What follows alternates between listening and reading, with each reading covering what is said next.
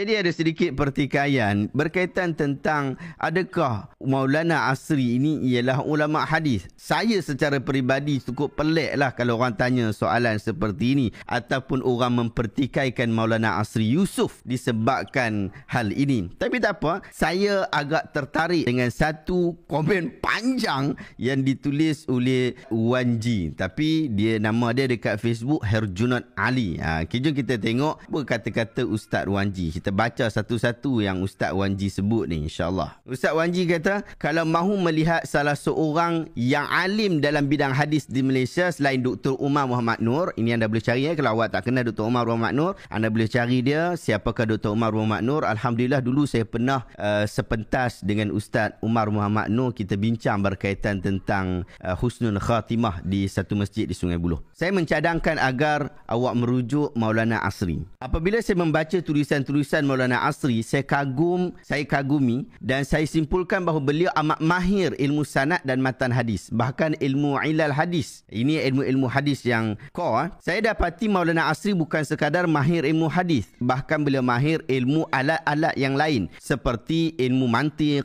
ilmu balaghah, ilmu usul fiqh, ilmu tafsir, ilmu kalam, ilmu falsafah, maqasid syariah, apatah lagi ilmu usul al-hadis. Baca sahaja karya beliau dalam bidang ilmu hadis, kita akan tahu bahawa beliau seorang yang bukan sekadar alim, bahkan beliau adalah seorang alamah dalam ilmu hadis. Mungkin ramai yang tahu bahawa beliau banyak meneroka kitab dalam bahasa Urdu, tetapi tidak ramai orang tahu bahawa beliau turut meneroka kitab dalam bahasa Farsi.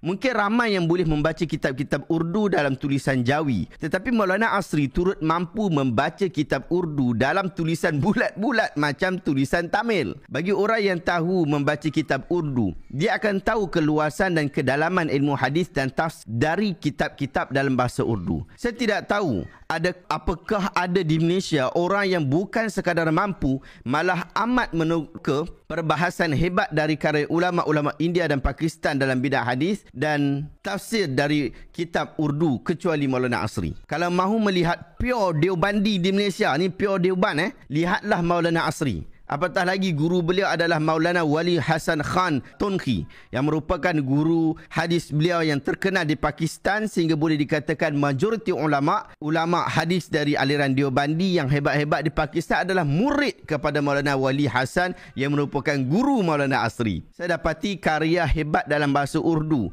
Maulana Asri sudah baca dan hadam. Tafsir Tafhim Al-Quran karya Maududi, saya ada kitab itu dan membaca hanya sedikit saja, tetapi beliau sudah hadam karya itu secara terperinci. Selain itu, karya-karya besar Maulana Taqi Osmani, Maulana Rafi Osmani, Maulana Syafi'i Osmani dan Maulana Binuri juga beliau telah terokai. Apatah lagi karya Anwar Shah Kashmiri dan Shah Waliullah Al-Dihlawi. Ini kalau awak dengar kuliah daripada Maulana Asri, awak akan biasa dengar nama-nama ni. Beliau bukan sekadar sudah teroka karya ulama Pakistan dan India dari aliran Ahlus Sunnah wal Jamaah, bahkan turut ke aliran Berelwi, Syiah dan Qadiani dalam bahasa Urdu. Pada saya, Maulana Asri bukan sekadar ada keluasan ilmu, bahkan beliau ada kedalaman ilmu. Dengan sebab itu, orang yang memperlekehkan Maulana Asri dengan panggilan Maulana, sama ada dia tidak tahu menilai kedalaman dan keluasan tradisi ilmu Islam, atau dia seorang yang sudah ditimpa penyakit tagih menghina orang yang berbeza pandangan agama dengan dia. Apatah lagi dia tidak mampu pun meneroka kehebatan ilmu yang telah diteroka oleh Maulana Asri. Malah saya pernah ditanya oleh seorang kawan berkenaan satu tulisan si penghina Maulana Asri itu berkenaan komentar dia satu hadis dari Sahih Bukhari. Lucunya,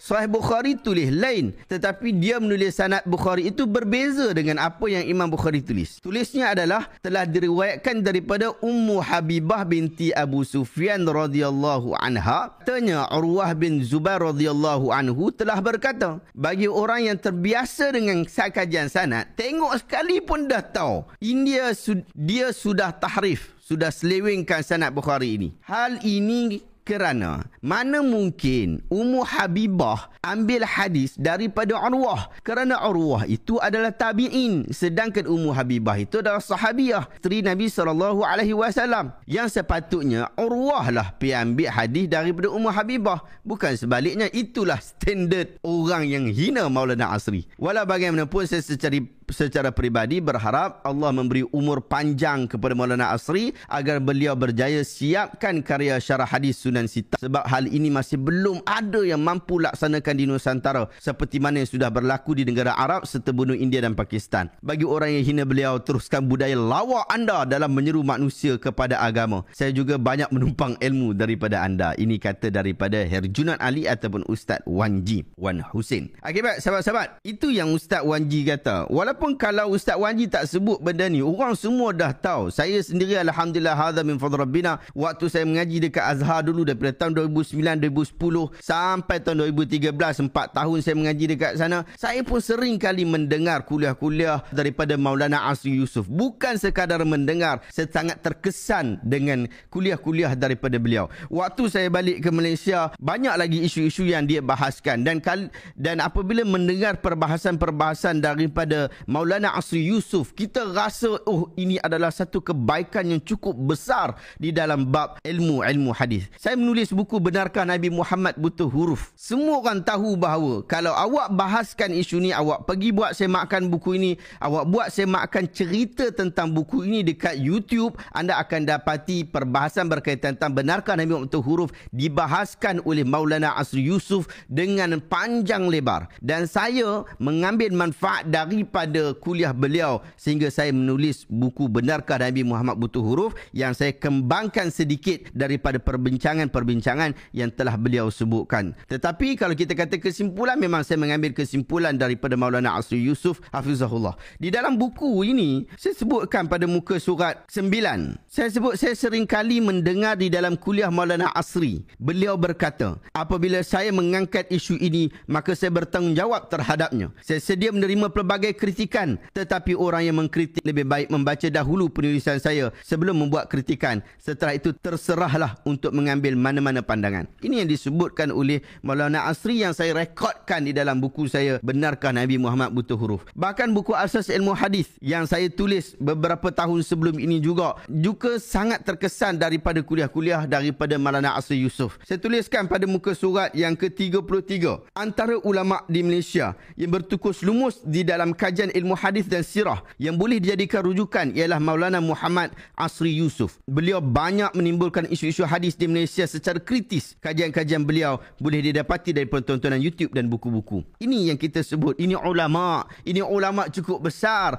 Apabila awak kata dia maulena lah, awak kata dia dengan kata-kata yang tidak bagus, saya sendiri tidak akan rasa redha terhadap hal ini. Bahkan kita tak puas hati. Ini ulama, bukan ulama yang biasa-biasa. Awak nak kritik dia, boleh, tak ada masalah, terbuka. Awak nak kritik dia, silakan buat kritikan, tapi berilah satu kritikan yang akademik. Janganlah awak buat satu kritikan yang menghina sampai kata orang tu sebagai maulena ataupun seumpama dengannya. Ini satu kata-kata yang tidak bagus dan tidak disebutkan oleh seorang yang dianggap sebagai ilmuwan. Maulana Asri Yusof telah bergerak dengan ikhlas, penuh ikhlas. Dia tidak berpada dengan orang, dia tidak bergantung kepada sesiapa untuk nak membawa gerakan yang dia bawa, dan dia tidak merujuk kepada gerakan Dr. Muhammad Asri ke, Dr. Rozami Ramli ke. Mereka ini yang kemudian. Manakala Maulana Asri Yusof orang yang awal lagi sebelum tu. Bukan sekadar dia, tetapi ulama-ulama yang balik daripada Dioban,